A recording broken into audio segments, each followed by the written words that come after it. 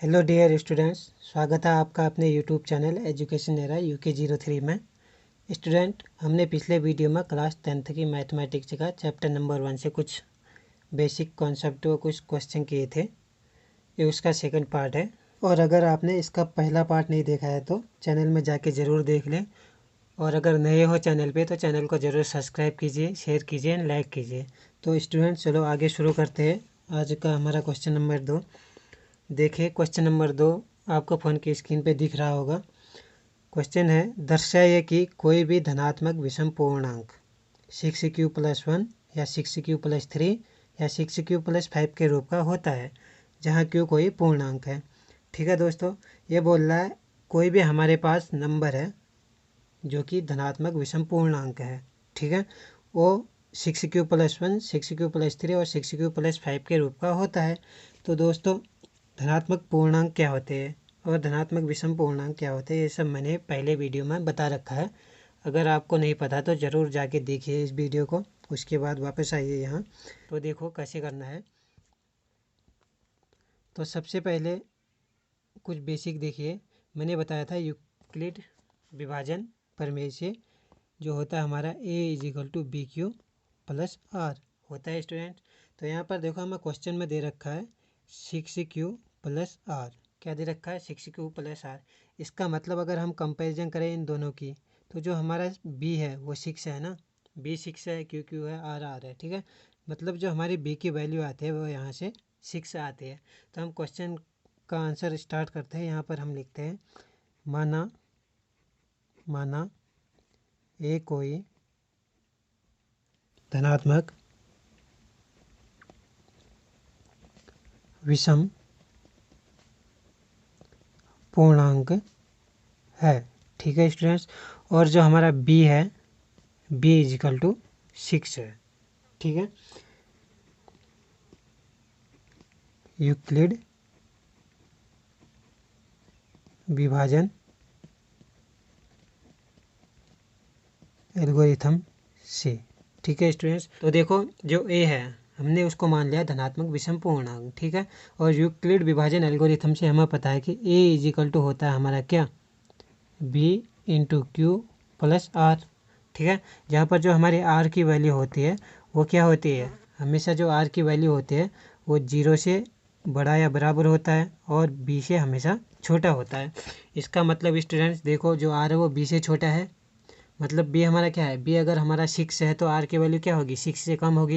यानी कि जो हमारा R होगा वो 0 हो सकता है, 0 के बराबर है, और 0 से बड़ा होगा और B से छोटा होगा। 0 से बड़ा 1, 2, 3, 4 और 5। इससे आगे नहीं जाएंगे क्योंकि हमारा B 6 है, क्योंकि हमारा R जो है वो 6 से छोटा है। तो हम प्रोसेस को आगे बढ़ाते हैं। यहाँ पर हम करते हैं आगे, इसको इस फॉर्म में लिखने की कोशिश करते हैं। A = 6q+R। R क्या है, 0 पहले के लिए। ठीक है, और फिर आगे देखते हैं A = 6q+R। R क्या है, 1। ऐसे R की वैल्यू रखते जाओ इसमें, 6q+2,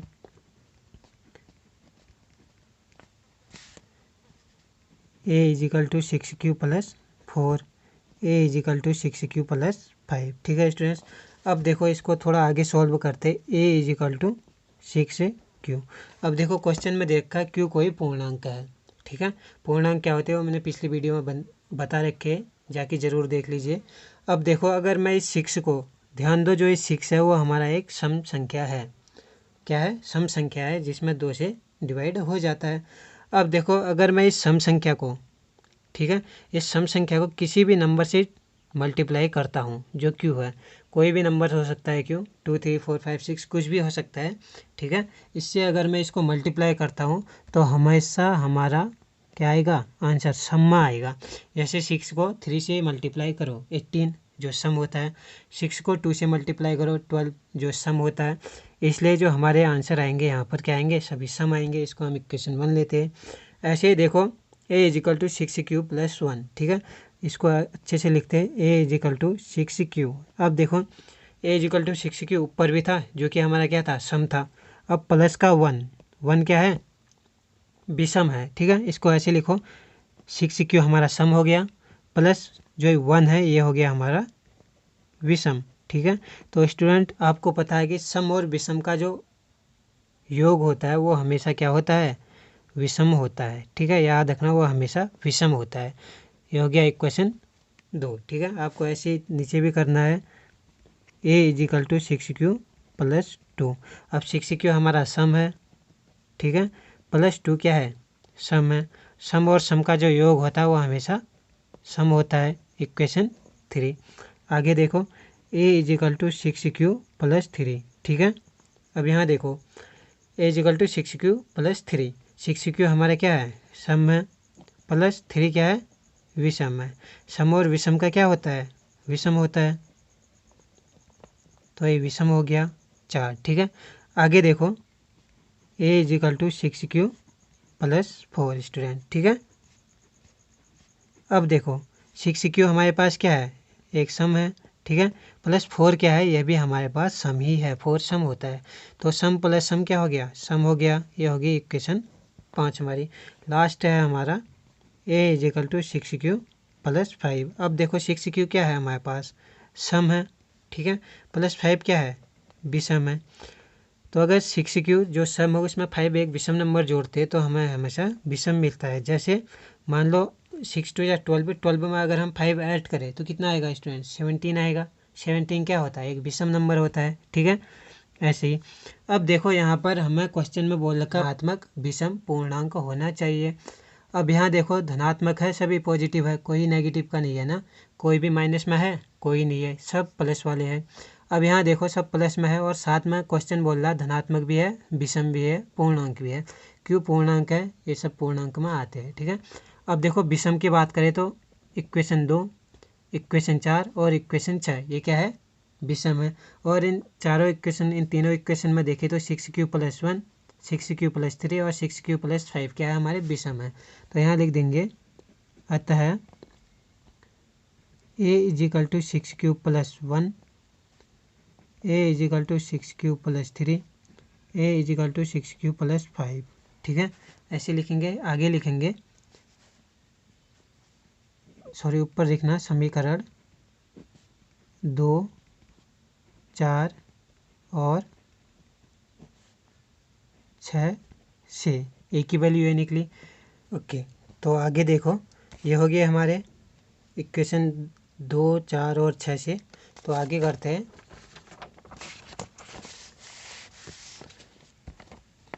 लिखियो जहाँ 6q प्लस 1, 6q प्लस 3 और 6q प्लस 5, ठीक है, ऐसे लिखना है। आगे लिखना है सभी 2 से विभाजित नहीं हो सकते, अतः यह सभी क्या है स्टूडेंट, धनात्मक विषम पूर्णांक है। बस इतना ही है, ठीक है स्टूडेंट। अब देखो क्वेश्चन नंबर 3 क्या है।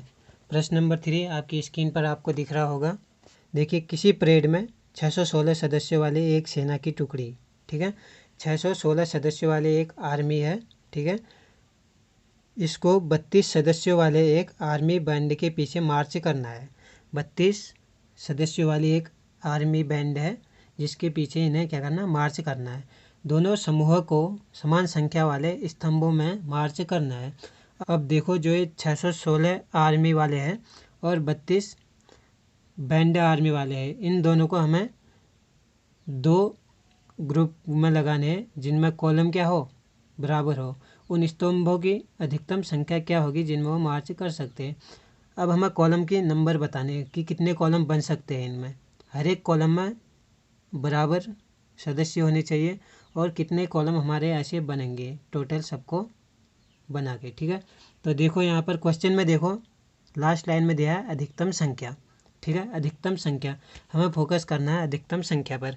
अब देखो क्वेश्चन में हमें नंबर दे रखे हैं 6, 1, 6 और 32। ये 2 नंबर हमें क्वेश्चन में दे रखे हैं और हमसे पूछा है कि इन दोनों नंबर से हम कितने मैक्सिमम कॉलम बना सकते हैं, कितने अधिकतम कॉलम बना सकते हैं। अब अधिकतम के लिए हम हमेशा यूज करते हैं एचसीएफ को दोस्तों। तो इसका मतलब हमें इन दोनों का क्या निकालना है, एचसीएफ निकालना है। चलो एचसीएफ निकालते हैं। एचसीएफ निकालना मैंने पार्ट 1 वीडियो में बता रखा है, जिसको नहीं आता है वो पार्ट 1 वीडियो को ज़रूर देखें, ठीक है, चैनल में जाके। तो देखो आगे करते हैं। तो देखो यहाँ पर सबसे पहले होता है ए, जो बड़ा होता है बी से, ठीक है। तो देखो यहाँ पर 616 है ए के बराबर, क्योंकि ए बड़ा है तो ए भी यहाँ पर बड़ा है, ठीक है। और 32 होगा बी, क्योंकि वो छोटा है। अब नीचे लिखेंगे हम यूक्लिड विभाजन एल्गोरिथम से, ठीक है। यूक्लिड विभाजन एल्गोरिथम हम देखते हैं क्या होता है। अब देखो इसका एक फॉर्म होता है a is equal to b into q plus r, ठीक है। हमें ए और बी को यहाँ पर लिखना है। तो 616 इजिकल टू बी क्या है 32 इंटू, अब देखो क्यू क्या होगा हमारा और आर क्या होगा। इसी देखने के लिए हमें एक छोटी सी प्रोसेस करनी है, सिंपली भाग देना है 32 से 616 को। अब डिवाइड करो, देखो 32 1 जा 32, क्योंकि 2 टाइम में ज़्यादा हो जाएगा। अब देखो माइनस करो, यहाँ से 1 लो, 11 में से 9 बचा यहाँ, और यहाँ बचा हमारा कितना 2, और ये 6 सीधे नीचे आया, ठीक है स्टूडेंट। अब देखो यहाँ हमारा 296 हुआ। अब देखो इसमें भी डिवाइड जाएगा 32 से, कितना टाइम जाएगा 32 10 जा हो जाता है हमारा 320, जो ज़्यादा हो जा रहा है। एक काम करो 9 जा, देखो 32 9 जा, 9 2 जा 18, 9 3 जा 27 और 1 28 हो गया, ठीक है 288। यानी कि इसमें जाएगा 9 टाइम 288, ठीक है। ये बचा हमारा कितना 16 में से 8 गया, हमारा कितना बचा 8 बचा, और ये 0 हो गया, यहाँ से 1 लिया था, यहाँ पर 19 है, ठीक है। अब देखो इसको यहाँ लिखते हैं। अब तो भाग जाएगा नहीं आगे, क्यों क्या है हमारा भागफल होता है, जो कि कितना है 19 है, प्लस आर क्या है शेषफल 8, ठीक है। अब देखो जो हमारा 8 है 0 के इक्वल है नहीं है ना। अगर ये 0 के इक्वल नहीं है तो हम प्रोसेस को और आगे ले जाते हैं, फिर हम 32 और 8 से स्टार्ट करते हैं। 32 इजिकल टू 8। अब देखो इस 8 को फिर क्यों निकालना है, यानी कि 32 को अब हमें 8 से डिवाइड करना है। अब देखो 8 4 जा 32 होता है 0, 8 4 जा प्लस शेष कितना बचा 0। अब हो गया 0 के इक्वल, आर इजिकल टू 0 हो गया, तो प्रोसेस यहाँ छोड़ देते हैं। अब जिससे डिवाइड करने पर हमें 0 मिलता है आर, वो हमारा क्या होता है एचसीएफ होता है। अतः स्तंभों की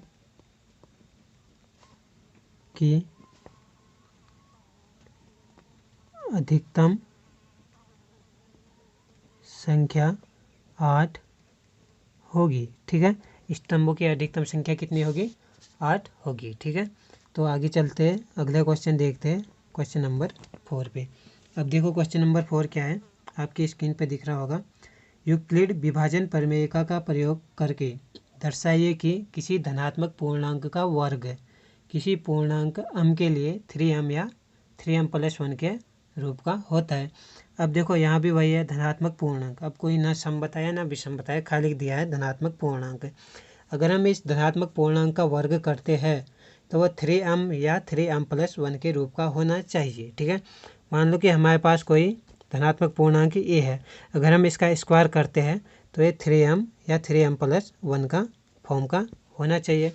अब देखो ये भी हमारे यूक्लिड विभाजन एल्गोरिथम से ही होगा। अब यहाँ देखो संकेत दे रखा है, मान लीजिए x कोई धनात्मक पूर्णांक है, ठीक है, जो कि यहाँ पर a है। तब यह 3q + 1 या 3q + 2 के रूप में लिखा जा सकता है। इनमें से प्रत्येक का वर्ग कीजिए और दर्शाइए कि इन वर्गों को 3m या 3m + 1 के रूप का दिखाना है। देखो गाइज पूरा संकेत हमें दे रखा है 3q + 1 और 3q + 2। इसका हमने सिंपली कुछ नहीं करना है, स्क्वायर कर देना है, ठीक है। कैसे करोगे देखो आगे। ते हैं माना ए कोई धनात्मक पूर्णांक है, ठीक है। और बी क्या होगा, अब देखो क्वेश्चन में देखो बी क्या होगा। अब इधर देखो, हम यूक्लिड विभाजन जानते हैं, a is equal to B Q plus r से, ठीक है। ए हमारा कोई क्या हो गया, धनात्मक पूर्णांक हो गया। और जो हमारा बी है वो क्वेश्चन में देखो 3q प्लस के रूप का देखना है, 3q प्लस 1, 3q प्लस 2 या कुछ भी है। तो b कितना हो गया, 3 के इक्वल हो गया ना। तो b क्या है, 3 है, ठीक है। और जो हमें पता है जो r होता है हमेशा वो क्या होता है, इस b से हमेशा छोटा होता है और 0 के बराबर और बड़ा होता है। तो यहाँ पर देखो b तो 3 है, तो r कितना हो जाएगा, b से छोटा यानी कि 2, 1 और 0, तीन ही वैल्यू तो आएगी r की। तो आगे देखो r की वैल्यू क्या है ये हमारी 0, 1, 2, ठीक है। अब एल्गोरिथम हमें क्या कहता है कि a is equal to B Q plus R बोलता है। अब यहाँ पर सिंपली करो, a is equal to B क्या है हमारा 3 है, क्यू है, प्लस आर पहले हम 0 रखेंगे, ठीक है। आर 0 रखेंगे, हमारा केस 1 बनेगा, है केस पहला वाला। अब देखो क्वेश्चन में बोल रखा है कि इसका हमें क्या करना है, वर्ग करना है। अब देखो अगर हम इसका वर्ग करते हैं तो a square is equal to 3q का वर्ग क्या आ जाएगा, 9q स्क्वायर, ठीक है। अब सिंपली कुछ नहीं करना है, यहाँ से 3 कॉमन ले लो, ठीक है, क्योंकि हमें 3m या 3m+1 के फॉर्म में बनाना है, तो हमें 3 तो चाहिए होगा ना। तो यहाँ से 3 कॉमन लो, अंदर बचा हमारा 3, ठीक है, और ये बचा हमारा q स्क्वायर, ठीक है। तो हम इसे लिख सकते हैं, अगर मैं मानूँ 3q square is equal to m, ठीक है। अगर मैं 3q स्क्वायर को m मान लूँ तो यहाँ पर इस m की वैल्यू अगर मैं रखूँ तो ये जाएगा 3m आ जाएगा, ठीक है, ये आ गया हमारा 3m। तो अगला देखो केस नंबर 2 क्या बनेगा, केस है a is equal to 3q plus are. अब r की वैल्यू पहले 0 थी, अब क्या आ जाएगी 1, r की वैल्यू रखो 1। आगे चलो क्या करना है, स्क्वायर करना है, a square is equal to 3q plus 1 का स्क्वायर। खोलो 3q a प्लस बी का होल स्क्वायर से खुलेगा, तो ये हो जाएगा 9q स्क्वायर प्लस का 1 प्लस का 3 2 जा 6 q हो जाएगा।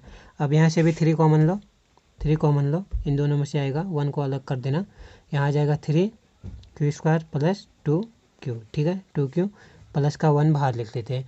अब देखो मैं इस पूरे को m मान के चल रहा हूँ, ठीक है, क्या 3q स्क्वायर प्लस 2q को मैं क्या मान रहा हूँ, m मान रहा हूँ। तो ये हमारा आ जाएगा a square is equal to 3m+1, ठीक है, जहाँ m क्या है 3q स्क्वायर प्लस 2q है, ठीक है। अब ऐसे देखो केस थर्ड, केस तीसरा क्या बोल रहा है, a इज इक्वल टू क्या है 3q प्लस आर। अब r क्या है 2 है, r 2 है ना स्टूडेंट्स। अब देखो इसका भी स्क्वायर करना है, a square is equal to 3q plus 2 का होल स्क्वायर, सिंप्लीफाई करो 9q स्क्वायर प्लस 4 प्लस का 12q हो जाएगा, ठीक है। अब देखो यहाँ पर भी 3 कॉमन लो तो क्या आएगा, 3 कॉमन लेते हैं, हो जाएगा यहाँ पर 3q स्क्वायर प्लस का यहाँ लो 4q। अब देखो मैं इस 4 को क्या लिख सकता हूँ, 3 + 1 लिख सकता हूँ, 4 को 3 + 1 लिख सकता हूँ ना। तो ऐसे देखो 3 तो बाहर आ गया, ठीक है, 3 की जगह 1 बचा, और ये +1 जो हमारा था ये बाहर आ गया, ठीक है, समझ रहे हो ना। इस 4 की जगह मैंने क्या लिखा, 3 + 1 लिखा, ये 3 बाहर आ गया, इसकी जगह 1 बचा, प्लस ये 1 ये वाला रहा है, ठीक है। अब देखो यहाँ पर 3, अब मैं लिख रहा हूँ 1 + 1, ठीक है, ठीक है स्टूडेंट्स। तो देखो मैं इसको क्या करूँ, a स्क्वायर, जहाँ पर m क्या है 3q square plus 4q plus 1 के फॉर्म का है, ठीक है। तो देखो स्टूडेंट्स केस 1, केस 2, केस 3 से हमें क्या मिला, केस 1 से मिला हमें क्या 3m, केस 2 से मिला हमें 3m+1, और केस 3 से क्या मिला 3m+1 यहाँ से भी मिला। इसका मतलब कि हम किसी धनात्मक पूर्णांक a का वर्ग करके क्या ला सकते हैं, 3m+1, 3m+1 के फॉर्म में हम इसे क्या कर सकते हैं, लिख सकते हैं ना। तो देखो यही हमें दिखाना था, ठीक है। अब देखो अगला क्वेश्चन, अगला क्वेश्चन आपकी स्क्रीन पे है, देखो इसमें लिखा है क्वेश्चन नंबर 5, यूक्लिड विभाजन प्रमेयिका का प्रयोग करके दर्शाए कि किसी धनात्मक पूर्णांक का घन 9m, 9m+1, 9m+8 के रूप का होता है। अब देखो सेम क्वेश्चन है इसी की तरह जो हमने अभी किया, इसमें क्या करना था हमें, जो a था हमारा धनात्मक पूर्णांक उसका स्क्वायर करना था। अब हमें करना है इसी धनात्मक पूर्णांक का क्यूब, और देखो स्क्वायर में हमारा 3 आया था और क्यूब में हमें क्या करना है 9 में निकालना है, मतलब हमें 9 कॉमन लेना है। ठीक है, सेम इसको भी ऐसे ही करते हैं। ठीक है, अब माना ए कोई धनात्मक पूर्णांक है। ठीक है, और बी क्या है हमारा, बताओ जल्दी बताओ, बी क्या होगा, ई होगा यहाँ पर। ठीक है, क्योंकि क्यूब करना है, बी को भी हम 3 लेते हैं। सेम पहले की तरह करना है, इजीली हो जाएगा। अब देखो जो आर है वो होगा हमारा इस बी से छोटा और 0 से बड़ा, मतलब जो आर की वैल्यू आ जाएगी हमारी वही आएगी 0, 1 और 2। ठीक है, अब वही यहाँ पर भी केस बनेंगे, 3 केस फर्स्ट देखो क्या आएगा, ए इजिकल टू क्या 3 क्यूब प्लस 0। ठीक है, अब इसका हमें क्या करना है, इसका हमें करना है क्यूब। अब अगर हम इसका क्यूब करते हैं तो हमें क्या मिलेगा, ए क्यूब इजिकल टू 3 क्यू का क्यूब, ये हो जाएगा 3 का क्यूब होता है 27, क्यू का क्यूब हो गया। ठीक है, ये आ गया। अब देखो हमें 9 के फॉर्म में दिखाना, तो इसमें से हम 9 कॉमन ले ले, यहाँ बचेगा 3 क्यू क्यूब। अब मैं लिख लूँ इसके क्यू एम, ठीक है, सॉरी 9m,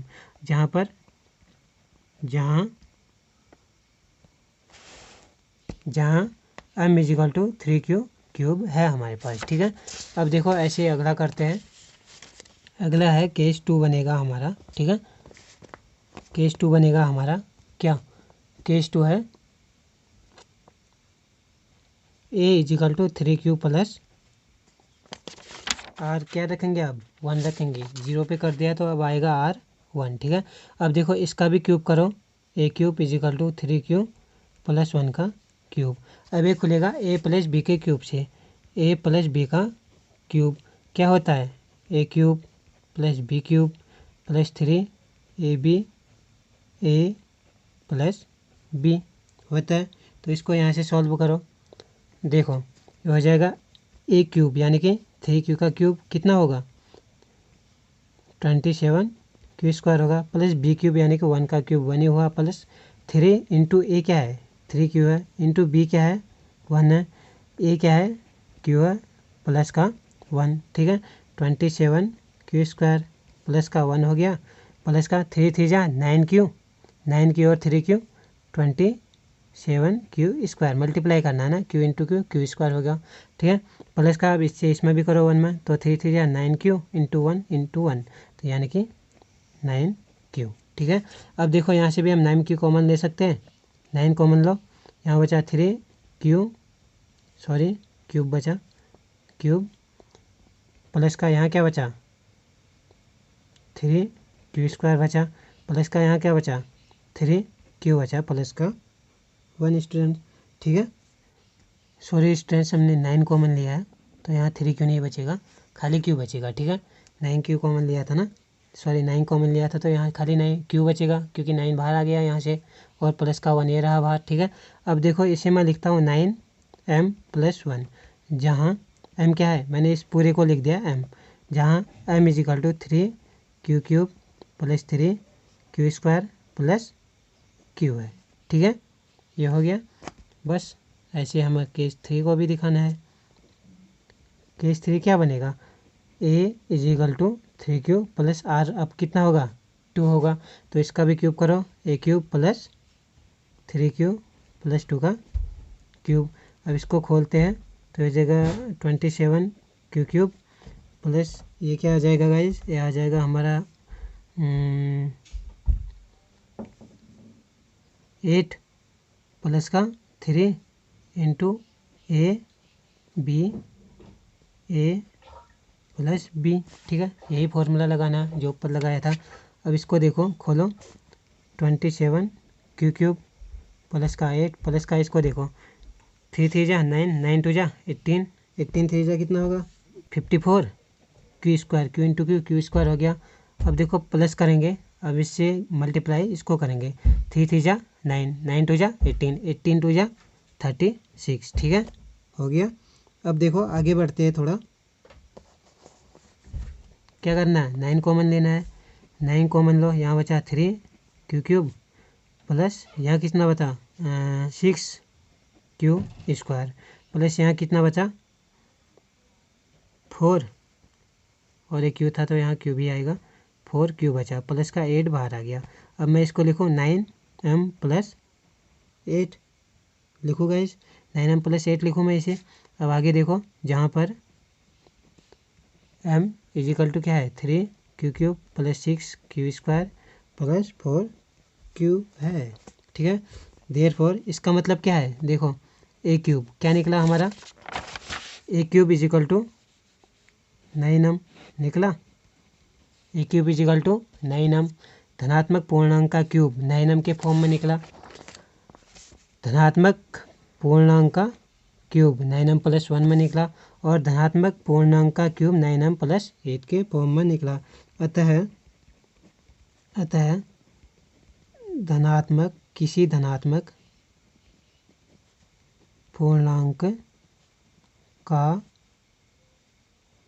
क्यूब यानी कि घन, ठीक है, किसी धनात्मक पूर्णांक का घन 9m + 1 9m + 8 के रूप का होता है, ठीक है स्टूडेंट्स। तो हमारा चैप्टर 1 का एक्सरसाइज 1.1 यही ख़त्म होती है। इसमें 2 पार्ट है, पार्ट 1 एंड पार्ट 2, दोनों मेरे चैनल पे उपलब्ध हो जाएंगे, आप देख सकते हो चैनल पे जाके। अगर गाइज आपको अच्छा लगा हो तो प्लीज़ चैनल को सब्सक्राइब कीजिएगा, वीडियो को लाइक कीजिएगा और चैनल को अपने दोस्तों के साथ शेयर कीजिएगा।